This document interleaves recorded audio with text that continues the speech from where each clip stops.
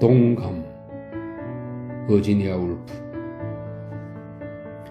험프리 해먼드, 벅서의 하이위컴에 있는 더 마느에서 4월 29일 사망. 셀리아의 남편이 틀림없어 죽다니, 세상에 험프리 해먼드가 죽다니 초대를 할 참이었는데 잊어버렸지. 그들이 나에게 오라고 한 날 왜 못 갔지?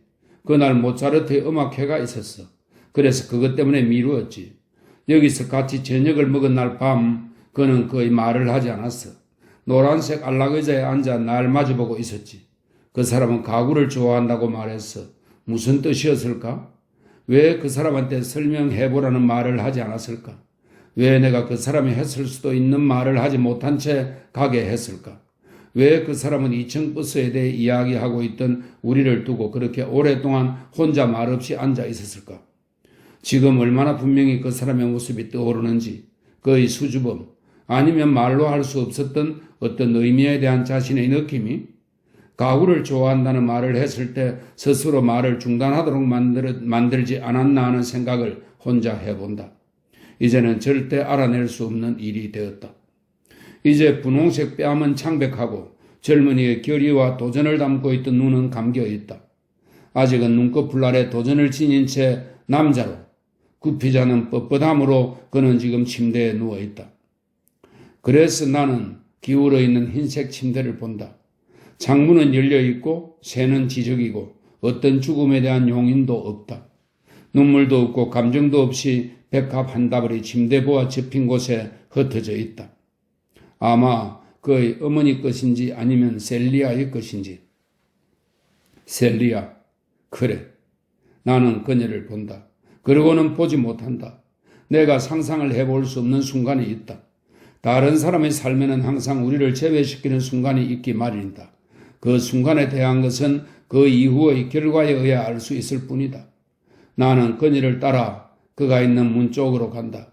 나는 그녀가 문의 손잡이를 돌리는 걸 본다. 그러고는 아무것도 보이지 않는 순간이 온다. 다시 내 상상의 눈이 떨쳤을 때 그녀는 사람들 앞에 나설 채비를 한 후다. 미망인, 아니면 그녀는 이른 아침 시각에 마치 그녀의 이마에서 빛이 부셔져 나온 것처럼 머리에서 발끝까지 하얀 베일을 쓰지 않았을까? 나는 오로지 겉으로 드러난 표시만을 보고 있고 앞으로도 영원히 그것만 볼 수 있을 뿐이다. 그것이 가진 의미는 추측할 수밖에 없다. 부러움에 차서 나는 그녀의 침묵과 고통에 주목할 것이다. 그녀가 가진 비밀을 고백하지 않은 채 우리들 사이에서 움직이는 그녀를 지켜볼 것이다. 나는 외로운 여행으로 다가올 밤을 향한 그녀의 간절함을 머릿속에 그려볼 것이다. 낮 동안에는 우리들 사이에 내려앉아 우리들의 즐거움에 경멸과 관용을 베푸는 그녀를 그려볼 것이다. 소음 가운데서도 나는 생각할 것이다. 그녀는 더 많이 들을 거라고. 그녀의 공허에는 공허의 유령이 따를 것이기에 이 모든 것 때문에 나는 그녀를 부러워할 것이다. 나는 그녀를 부러워할 것이다. 그 안전함을, 그 알물. 그러나 태양이 강해질수록 그녀의 하얀 베일은 이마에서 사라지고 그녀는 창문 쪽으로 온다. 길 아래에서는 집마차들이 들컹거리고 남자들이 고추 서서 마차를 모느라 휘파람을 불고 노래를 하고 서로 소리를 질러댄다. 이제 나는 그녀를 좀 더 분명하게 그려본다. 뺨에는 혈색이 돌아왔다. 그러나 발랄함은 없다. 그녀의 눈길을 부드럽고 모호하게 해주던 얇은 막은 지워져 버렸다. 삶의 활기는 그녀에게 가혹하게 들리고 열린 창가에 서 있는 그녀는 긴장하며 몸을 움츠린다. 나는 그녀 뒤를 따라간다. 더 이상 부러워하지 않으면서 내가 그녀에게 뻗은 손을 보고 그녀는 움츠러들지 않았는가? 우리는 모두 강도들이다. 모두 잔인하고 모두가 무심하게 그녀를 지나쳐 흘러가는 강물의 물방울이다. 그녀 쪽으로 나를 던질 수는 있지만 강물의 흐름을 따라 급히 흘러가느라 다시 물러서고 말 뿐이다. 그녀에게 베어들고자 부드럽게 손을 뻗으라고 명한 나의 연민은 동정의 충동이고 앞으로도 그럴 것이며 그 충동이 갖고 있는 관대함은 그녀에게는 모욕적으로 보일 것이다. 이제 막 그녀는 발가락을 터는 이웃집 여자에게 소리를 지른다. 좋은 아침이네요.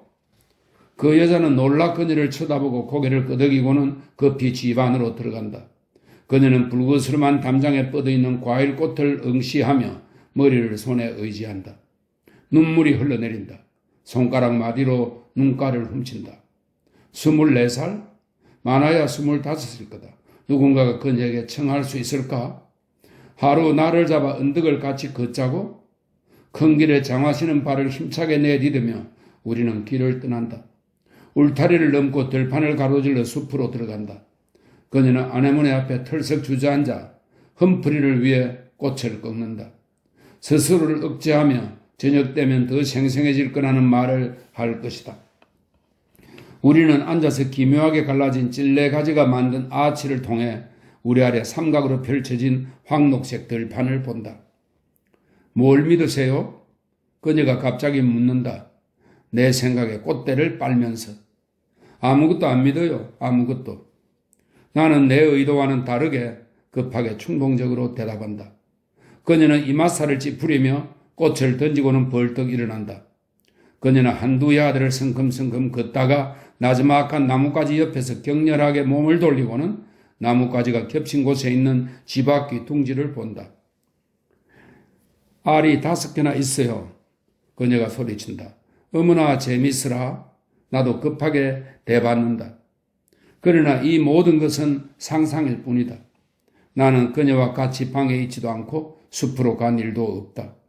나는 여기 런던에 창가에 서서 타임스를 들고 있다.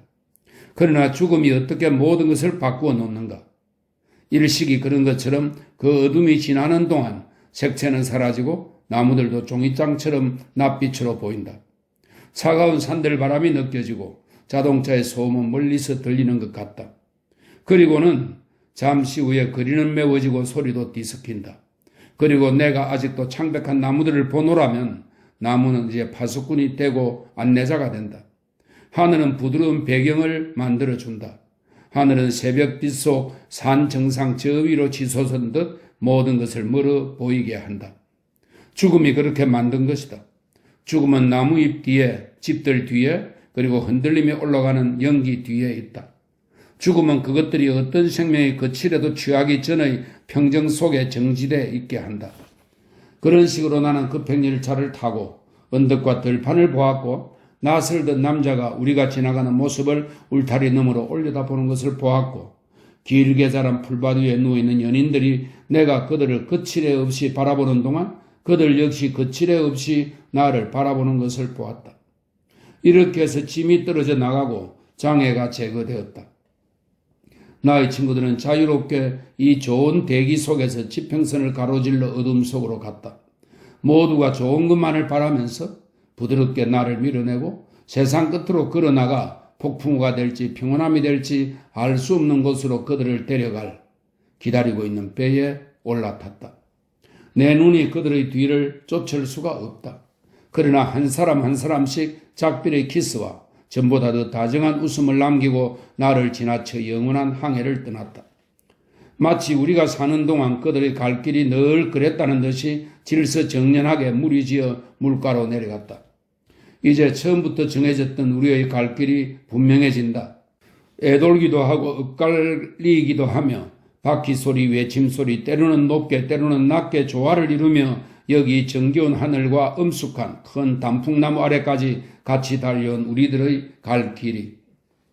내가 잘 알지 못하는 그냥 그 보통의 젊은이는 이렇게 그 안에 죽음이라는 거대한 힘을 감추어 가지고 있었다.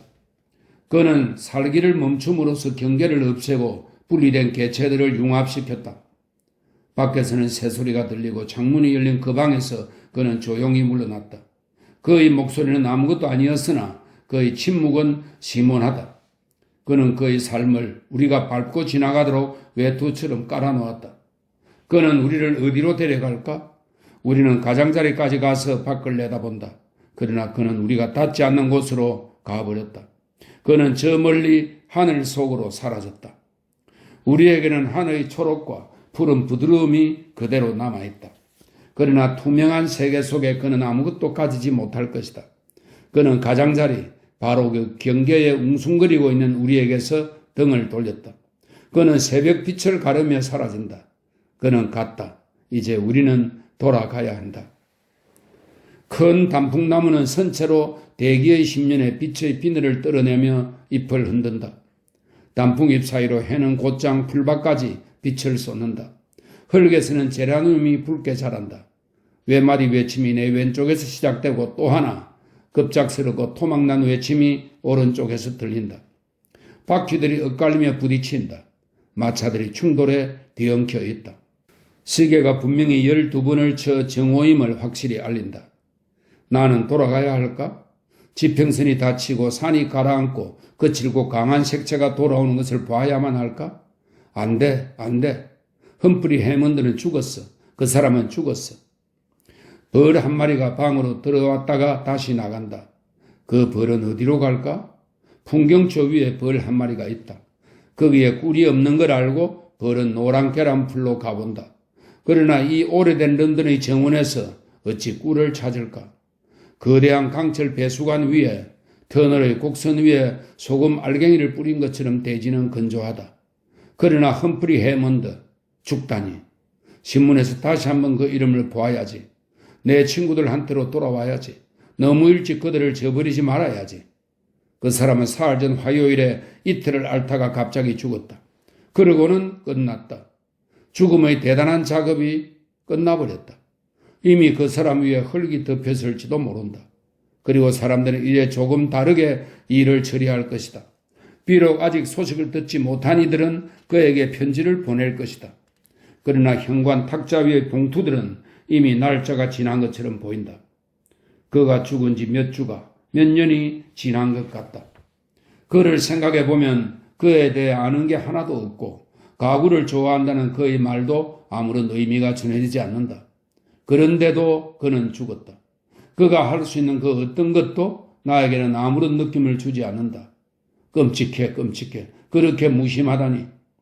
그가 앉았던 노란 안락의자는 닳긴 했지만 아직도 견고하게 우리 모두보다 오래 남아 있을 것이다. 벽난로 선반에는 유리와 은제품이 흩어져 놓여 있다. 그러나 그는 벽이나 양탄자 위로 줄무늬 지는 빛의 티끌처럼 뜻없이 사라진다. 내가 죽는 날에도 그렇게 햇빛은 유리와 은제품 위에 비칠 것이다.